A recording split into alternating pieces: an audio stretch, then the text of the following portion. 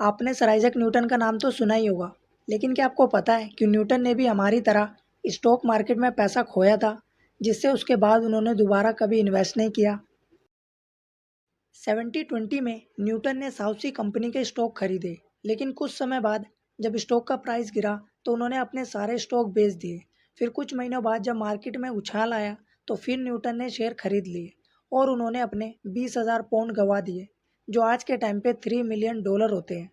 अब सवाल ये उठता है कि सबसे बुद्धिमान लोगों में से एक न्यूटन, जिसने ग्रेविटेशन फोर्स की खोज की, उन्होंने ये गलती कैसे की? जवाब बिल्कुल सिंपल है, उन्होंने अपने इमोशंस के बेस पर एक्ट किया। बेंजामिन ग्राहम के अनुसार इंटेलिजेंट इन्वेस्टर होने के लिए दिमाग की तुलना में करेक्टर ज़्यादा इंपॉर्टेंट होता है। इंसान होने का मतलब है भावनाएं होना। हम सब में एक जैसी भावनाएं होती है। हम सब डर, दुख, गुस्सा, प्यार, खुशी, अन्य भावनाओं को महसूस करते हैं। इन भावनाओं को बैलेंस करने का तरीका हमें औरों से अलग बनाता है। जब पैसे के जोखिम लेने की बात आती है तो हम सब डरते हैं, यहाँ तक कि अमीर लोग भी। फ़र्क यह है कि हम उस डर का सामना किस तरह करते हैं। पैसे का जोखिम लेते समय मिडिल क्लास लोगों के मन में यह विचार आता है कि सुरक्षित तरीके से खेलो, जोखिम मत लो। अमीर लोगों के मन में पैसे का जोखिम लेते समय यह विचार आता है, स्मार्ट तरीके से खेलो, रिस्क को बैलेंस करना सीखो। भावनाएं वही, लेकिन विचार अलग। ये अमीरों और गरीबों का एक डिफरेंस है। अलग होना, अलग करना, अलग पाना को अच्छी तरह से साबित करता है। जो लोग ये सोच रहे हैं कि होना करना पाना क्या है, मैंने इसे पिछली वीडियो में डिटेल से एक्सप्लेन किया है, आप उस वीडियो को देख सकते हैं। रॉबर्ट कियोसाकी के अकॉर्डिंग ज़्यादातर लोग इसलिए फाइनेंशियल स्ट्रगल करते हैं क्योंकि वो पैसे गंवाने के डर से डरते हैं। इस डर के कारण वो बहुत सुरक्षित तरीके से काम करते हैं, अपने ऊपर काफ़ी कंट्रोल कर लेते हैं, या किसी ऐसे व्यक्ति को पैसा दे देते हैं अपना, जिन्हें वो एक्सपर्ट समझते हैं, और उम्मीद और प्रार्थना करते हैं कि उनका पैसा उन्हें ज़रूरत पड़ने पर सही सलामत वापस मिल जाएगा। ऑथर ये भी कहते हैं यदि आप डर की वजह से कोई फाइनेंशियल डिसीजन नहीं ले पा रहे हो तो आप डैनियल गोल्डमैन की बुक इमोशनल इंटेलिजेंस पढ़ लो। गोलमैन अपनी बुक में सदियों पुरानी पहेली को स्पष्ट करते हैं कि स्कूल में बहुत अच्छा प्रदर्शन करने वाले बच्चे असली दुनिया में फाइनेंशियल रूप से उतना अच्छा प्रदर्शन क्यों नहीं कर पाते। इसका जवाब देते हुए बताते हैं, इमोशनल आईक्यू एजुकेशनल आईक्यू से ज़्यादा शक्तिशाली होता है। इसलिए जो लोग जोखिम लेते हैं, गलतियाँ करते हैं और समझ जाते हैं, वे अक्सर उन लोगों से बेहतर साबित होते हैं जो जोखिम से घबराकर गलतियाँ ही नहीं करते हैं।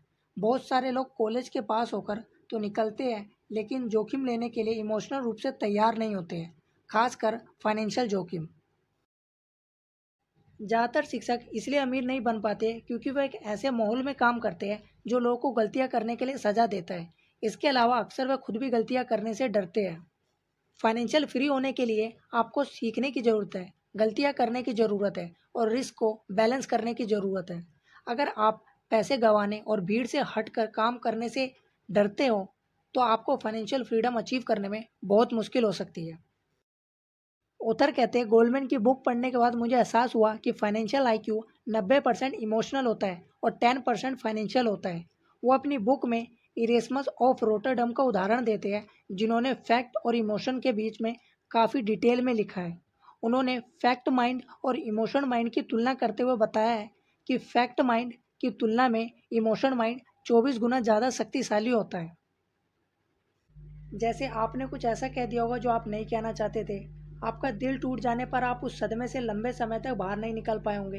ये कुछ उदाहरण हैं फैक्ट थॉट के और इमोशनल थॉट के। कुछ ऐसे भी समय होते हैं जब हमारे भावनाएं 24:1 से भी ज़्यादा तेज होती है। फॉर एग्जाम्पल, लत के टाइम, स्मोकिंग की, अल्कोहल की, शॉपिंग की, डर, अंधेरे का डर, अजनबियों का डर, हाइट का डर।